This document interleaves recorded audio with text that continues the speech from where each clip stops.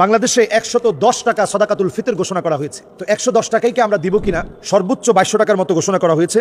সাদাকাতুল ফিতর এটা কিভাবে দিব এটা আমরা অনেকে জানি না দেখে এই মাসালাটা আমরা ঘুলিয়ে ফেলি। খুবই চমৎকার এবং গুরুত্বপূর্ণ একটা প্রশ্ন বলে আমি মনে করি। আমি হাত দিয়ে আপনাদেরকে দেখিয়ে দিই। এই যে ১ সা এবং অর্ধ সা প্রায় সময় বলা হয়, ১ সা অর্ধ সা আপনি তো কোনোটাই বুঝেন নাই। এই জন্য আপনার কাছে হিসাবটা বারবার গড়বড়ে মনে হয় যে হুজুররা একটা হিসাব দিলে পরে আমরা দেই। আসলে এটার হিসাবটা কি? ১ সা মানি অর্ধ সা মানিটা কি আর ১ সা মানি কি? ১ সা মানি এইরকম হাতটাকে আপনি এই যে ১ বার ২ বার ৩ বার ৪ বার, ১ সা মানি ৪ মুদ পরিমাণ। এই ৪ মুদ মানি মুষ্টি। আরবিতে মুদ বলা হয় আর বাংলায় বলা হয় মুষ্টি। আমরা একসময় মুষ্টির চাউল দিতাম, এইভাবে করে আমরা চাউল দিতাম এরকম মোট করে। কিন্তু এখন তো আলহামদুলিল্লাহ পাল্লা পাথর সব কিছু থাকার কারণে এখন কে আবার মুষ্টিতে ভরে দিবে। তো এইরকম যদি ৪ বার আপনি খেজুরটা নেন, এই ৩ কেজি ৬৯৫ গ্রাম খেজুর নিতে পারবেন। অনেকের পাঞ্জা তো অনেক বড়, আমাদের তো ছোট, আরব দেশের পাঞ্জা অনেক বড়। মোটামুটি তারা যদি এরকম ২টা নেয় তাহলে ২ কেজি না হলেও ২ কেজির কাছাকাছি হয়ে যাবে।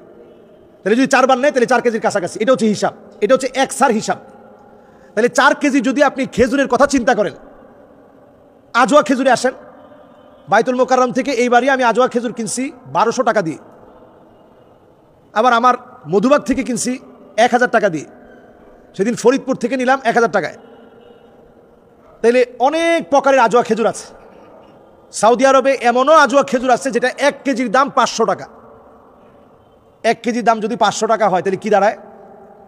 ১ কেজি সমান সমান বাংলা টাকায় ১৫,০০০ টাকা। তাহলে ৪ কেজির দাম কত আসে? ৬০,০০০ টাকা। তাহলে একজনের সাদাকাতুল ফিতর যদি আপনি ৬০,০০০ টাকা দেন, আপনাকে ইসলাম নিষেধ করবে না। তবে ৬০,০০০ টাকা দিবে কে? ৬০,০০০ টাকা দিবে ওই ব্যক্তি যে সিঙ্গাপুরে গিয়ে মার্কেট করে, যে মার্কেটে ৫ লক্ষ টাকা বাজেট করে তার এক এক সন্তানের জন্য। তিনি সামাজিক স্টেটাস অনুযায়ী তিনি ৫ লক্ষ টাকা দিবেন। ৫ লক্ষ টাকা মার্কেট যেরকম করছে ৬০,০০০ টাকা এরকম সাদাকাতুল ফিতর দিবে, অথবা কম বেশি দিবে। আপনি যদি ১,০০০ টাকা করেও যদি আজোয়া খেজুর হিসাব করেন তাহলে ৪,০০০ টাকা আসতেছে। আপনি যদি সুক্কারি খেজুর হিসাব করেন তাহলে ১,০০০ টাকায় আপনি ৪ কেজি, এই ১,০০০ টাকার মধ্যে আপনি কিনে ফেলতে পারবেন। এরকম যদি আপনি কিশমিশ দিয়ে চিন্তা করেন, পনির দিয়ে চিন্তা করেন, তাহলে দেখা যাবে অল্পে যেমন আপনি পারবেন, বেশি চাইলে বেশির কোনো শেষ নেই। কোয়ালিটির যেমন কোনো শেষ নাই, বেশির কোনো শেষ নাই। সর্বনিম্ন যে লোকটা একেবারেই সর্বনিম্ন আয়ের একজন মানুষ, কিন্তু তার উপরে সাদাকাতুল ফিতর ওয়াজিব হয়ে গেছে।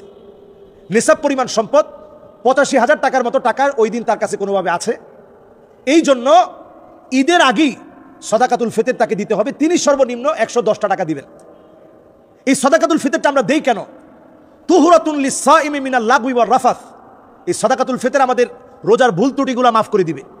সুবহানাল্লাহ বিহামদি। এটার মধ্যে দ্বিতীয় লাভটা হচ্ছে তু'মাতুন লিস-সাইম।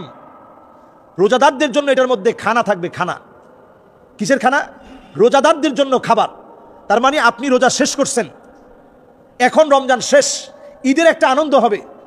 এই আনন্দের সময় আপনার টাকাটা দিয়ে সে যেন কিছু একটা কিনতে পারে। কিন্তু আপনি এমন টাকা দিলেন ১১০ টাকা, এটা দিয়ে ১ কেজি গোশত হবে? আমাদের দেশে তো 1 কেজি গোশত দূরে থাক, 1 পা গোশত তো হবে না।